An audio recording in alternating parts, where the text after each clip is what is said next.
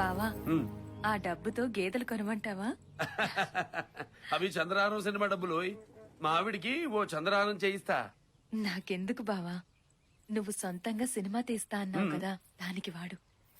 తారకం, నువ్వెప్పుడు ఏది అడగమే. నువ్వు ఉన్నావుగా బావా, నీకంటే విలువైందుంటే అది అడగాలి. లేదుగా. తీరానికి రావడం ఏంటి బ్రదరు? కాకితో కబురు పంపితే పెద్ద హీరోనైతే పరాయి వాడిని అవుతానా?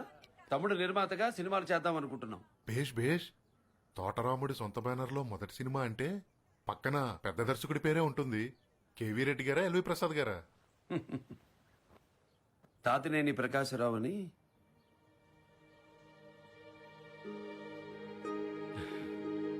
అన్నయ్య